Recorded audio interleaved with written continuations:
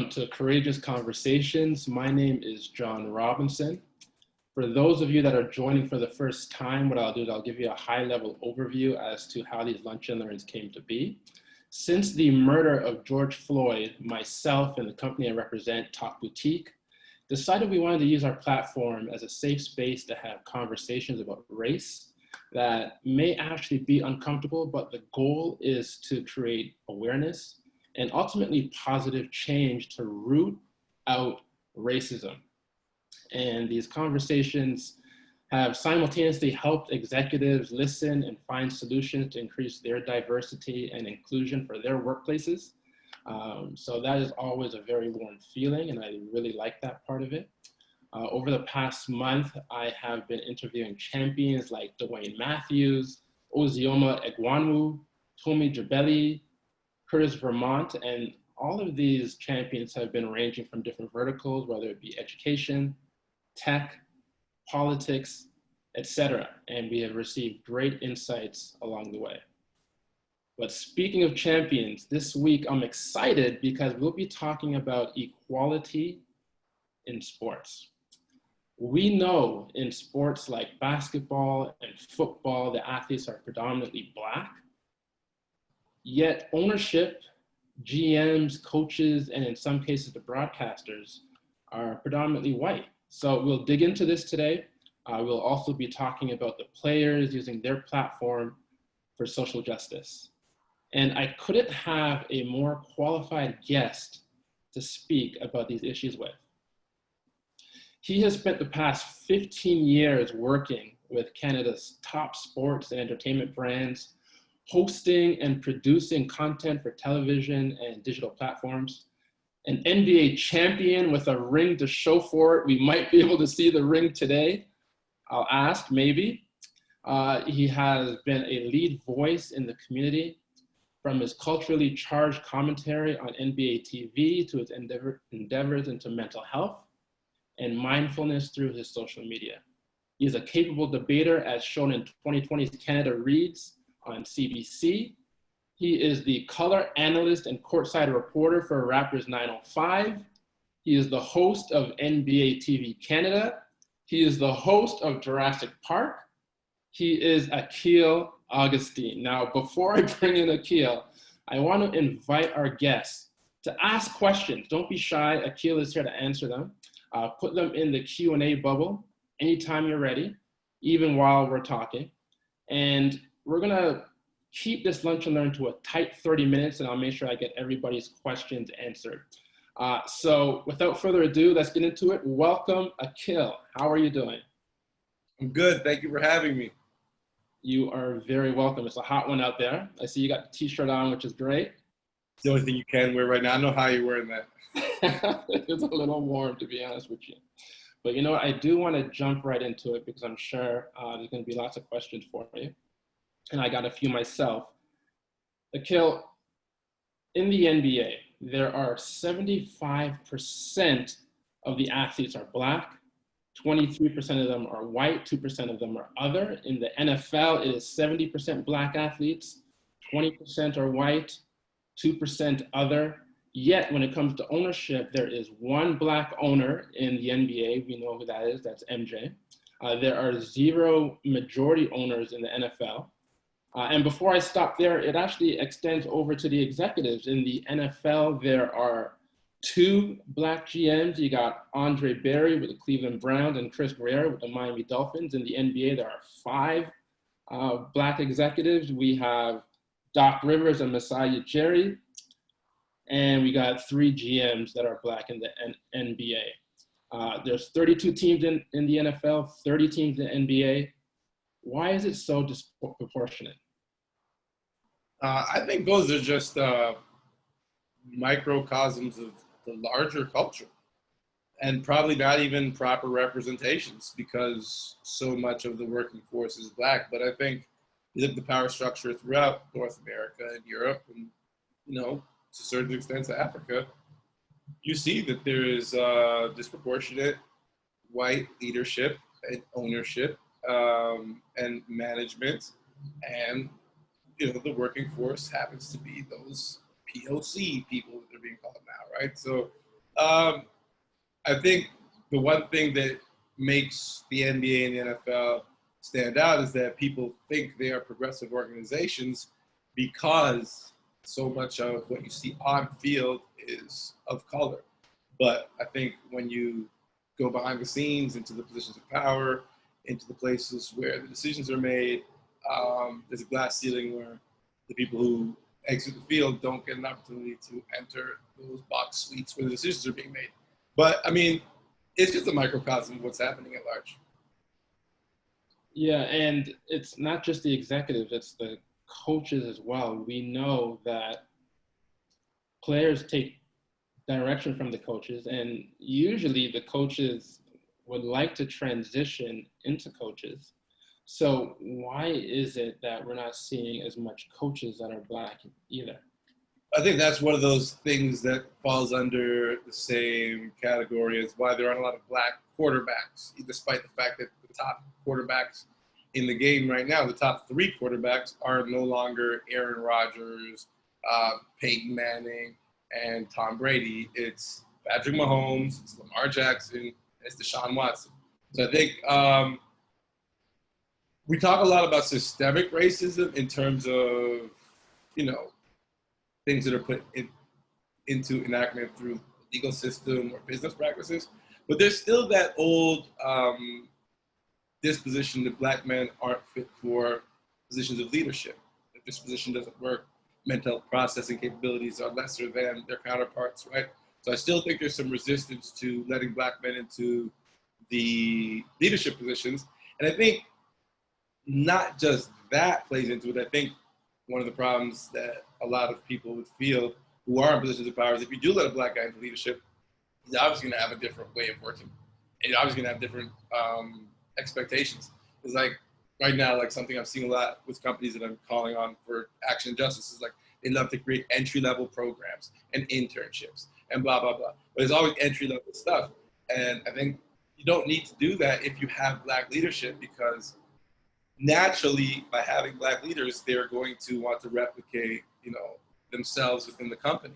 And I think that's what happens with white leaders is like they pick people that they like, that they groom for positions. And I think you can create all the like entry-level positions that you want, but without having Black leadership, like let's say the next leadership has a different agenda. Without having someone Black there to sustain that in energy or write that into the constitution of the company, like it's not going to be sustainable. So the only true sustainability is to have representation at all levels. Wholeheartedly agree. And when minorities see representation as a leader, it's inspiring, and they want to follow in their footsteps, and they can gain mentorship that way. A couple of weeks ago, I was chatting about Levi's putting out a report, and on surface level, it seemed as if the company is very diverse, but when you actually take a look at it, all of the diverse employees were all on the front line, and as you go further along the levels, when it comes to leadership, you just got more and more white. So it's super important that minorities do get leadership position, but not get stuck at middle management as well. But it makes me curious in terms of the broadcasting industry. How have you seen this play a part, specifically Canada versus the US, because you are on the sidelines?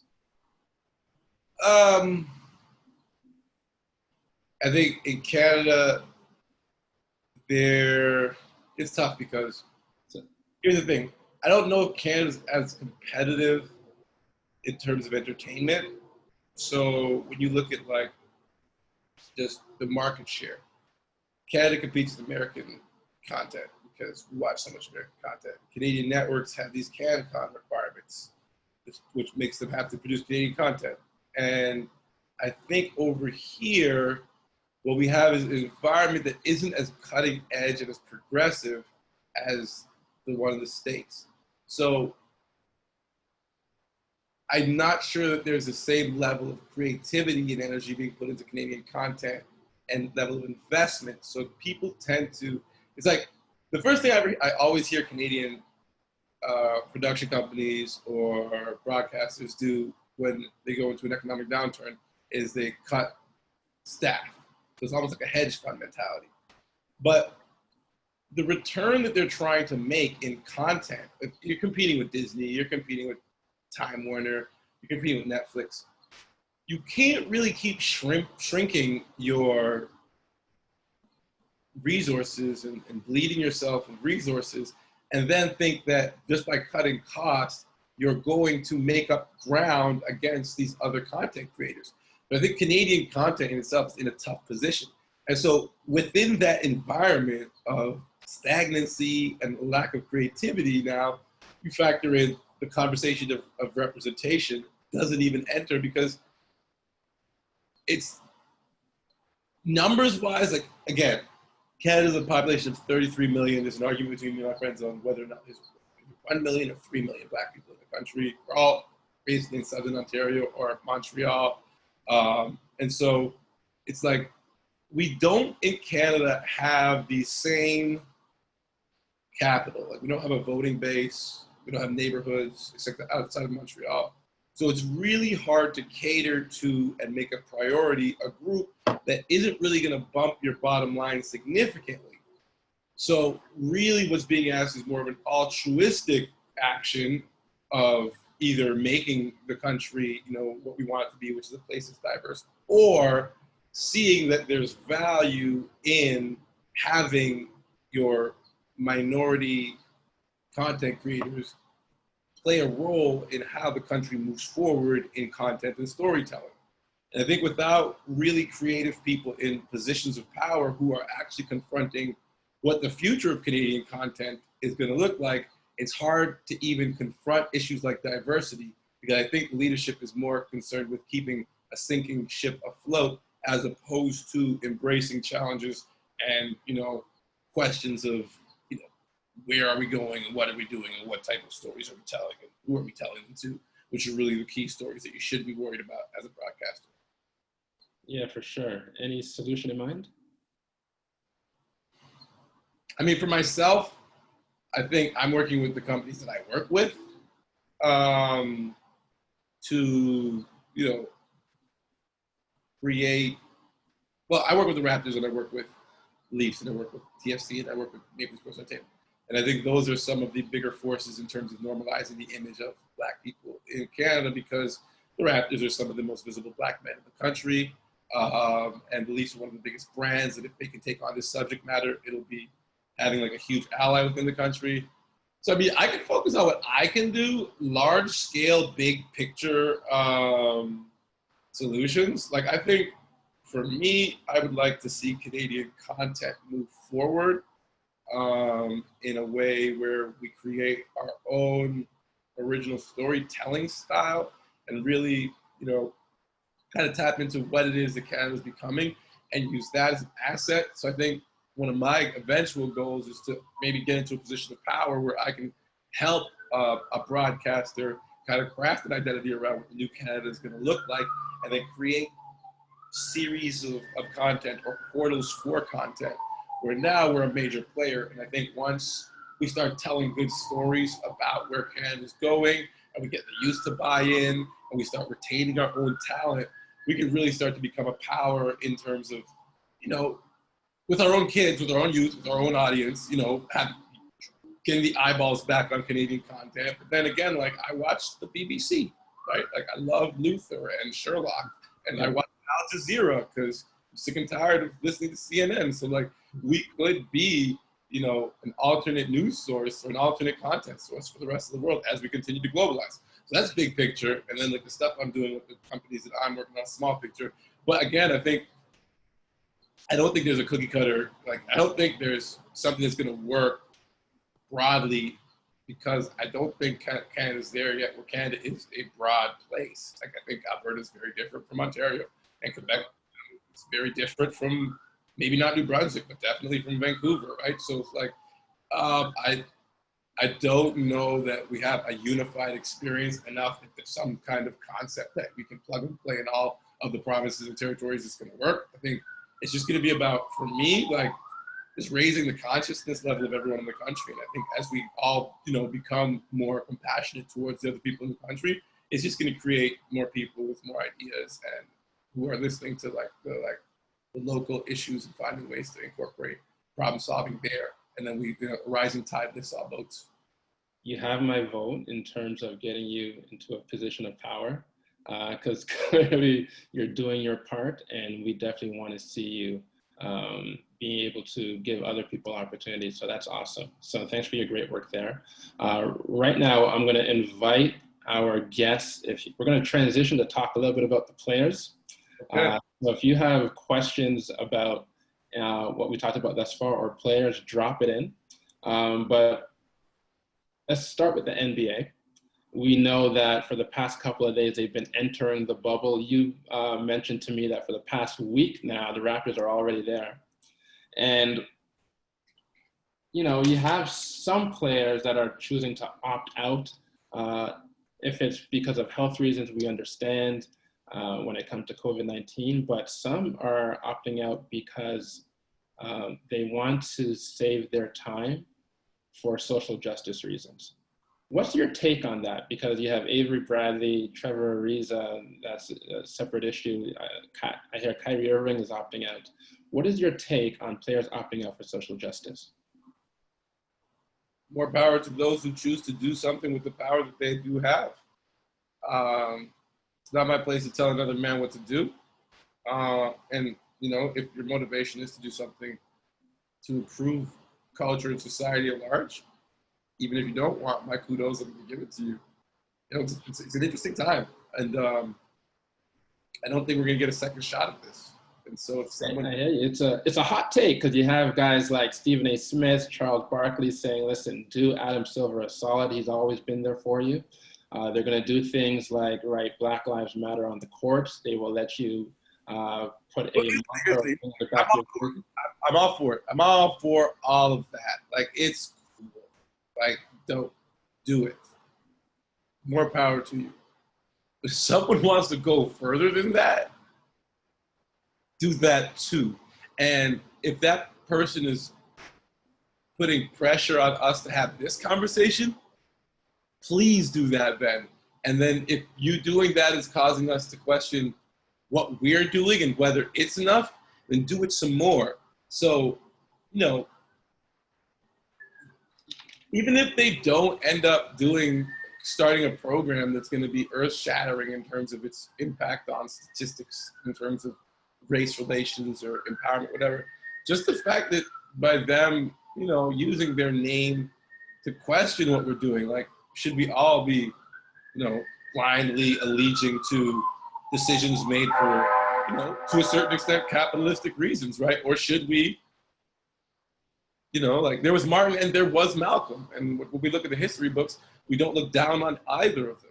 So I'm not sure that, like, and again, this is another thing with race too. It's like, I think everyone expects everyone to have one voice. Like, all black men need to decide on the one black thing that all black men are going to do. And if all black men aren't unified in this, then it's a disservice to the race. And that's no different than expecting all black men to talk, look, and sound the same way. It's like, that's racism. The fact that Stephen A. Smith wants to call out someone for taking a further step forward, how is he different from a white person who's marginalizing a black person for wearing their pants below their belt line? It's like, you've got to give people room to breathe. I think this is what the fight is for. This is a fight for biodiversity. I get you that. And in Stephen A's defense, if I were to push back on you, he would say things like, well, you got LeBron James being able to take his initiative from more than an athlete to more than a vote. He still be able to get out there and push his agenda forward while playing. I would say, so what? Why is that the barometer? LeBron can do what he wants. I think the problem is this, like, this is a problem you can solve with a slogan or with one foul swoop or with, you know, the rewriting of the Constitution or with the abolishment of, you know, friggin' sentencing laws, or with the catching of Breonna Taylor's killers, which we already know where they are. There's no one move that solves this, right? It's not a singular event. So to say, well, LeBron James is doing this, is to say, well, then why isn't Paul George doing it? Like, it's not enough. It's like, here's my thing, and this is the thing that irks me the most, just personally. It's like, don't hold back, bro. Tell me.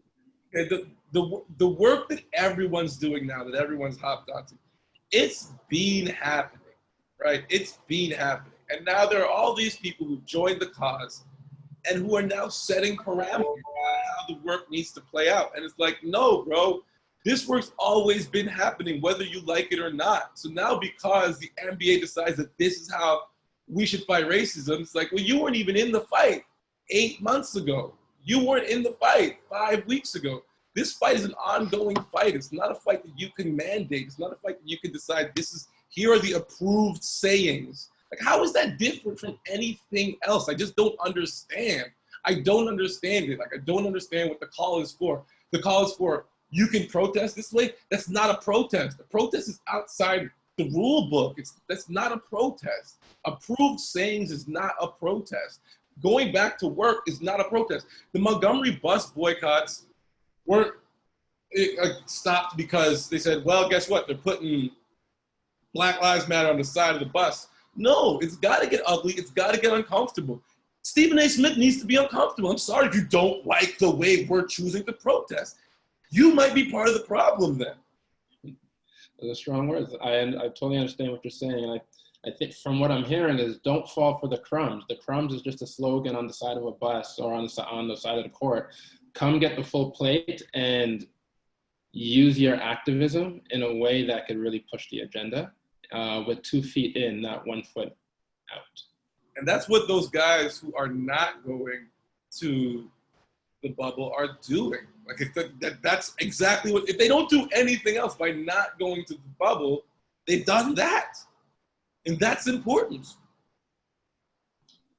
Yeah, for sure. And you know what? I promised that we would even touch on, since we're already talking about the bubble, which is located on Disney grounds, Disney has come to an agreement with Colin Kaepernick as of Monday, 2 days ago. And they are going to start filming with Colin and Hulu and movies with Pixar and ESPN docuseries to film sort of his recent roller coaster year. So my question to you is, are you happy Colin Kaepernick is working with Disney to film some of his struggles, or would you prefer him focused to get back on the field despite his challenges? I don't care.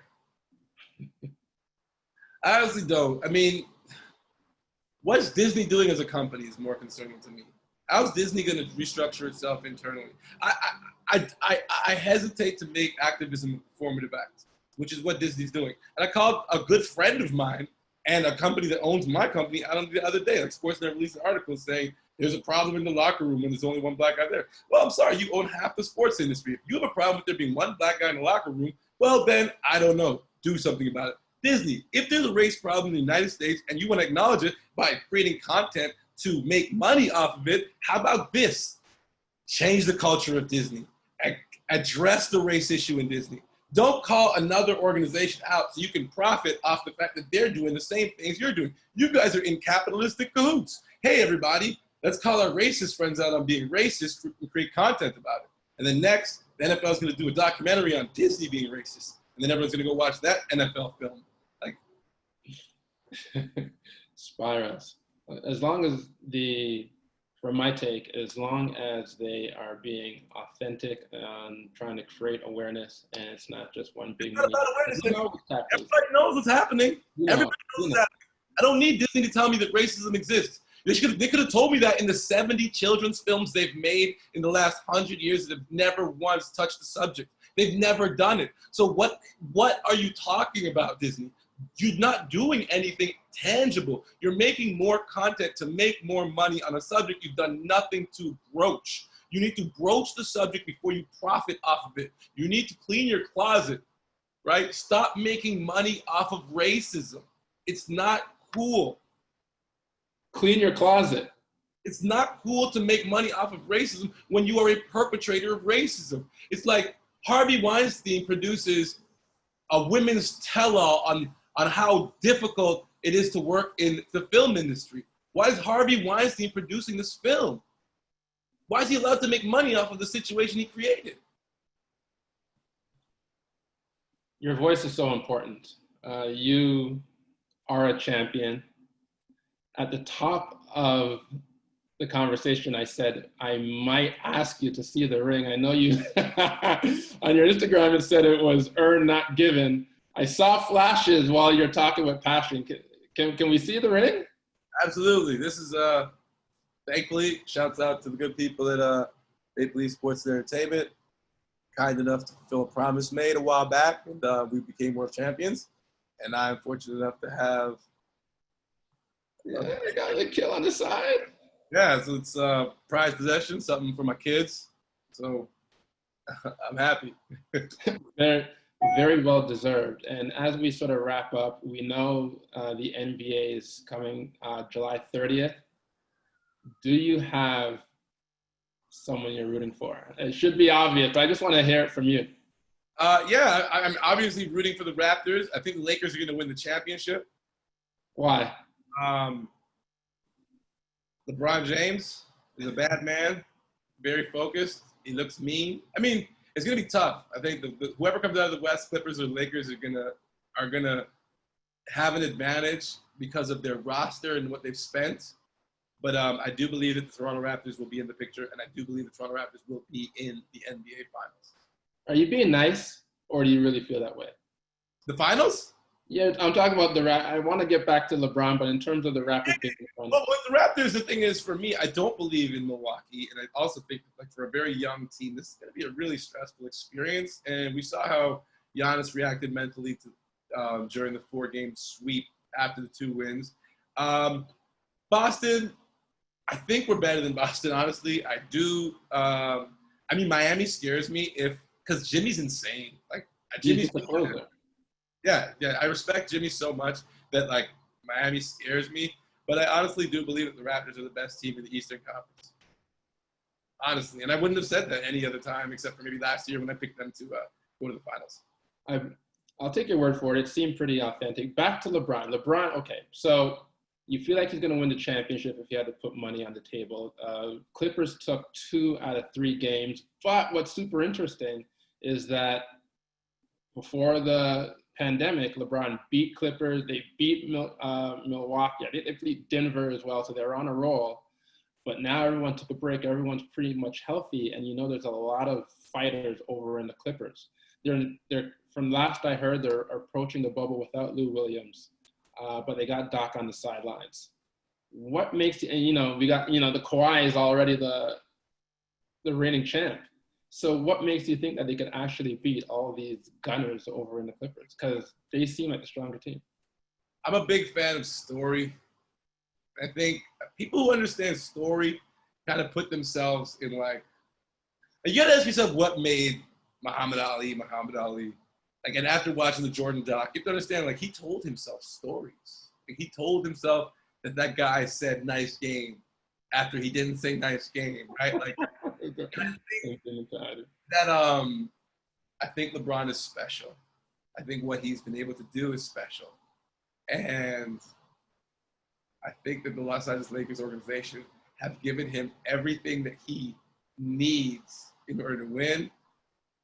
And there's something serendipitous about this Lakers team. I feel like there's a lot of redemption songs, it's a ragtag bunch that's shining. I don't know, man. LeBron's the guy for me right now, man. As much as I love everybody, I like LeBron.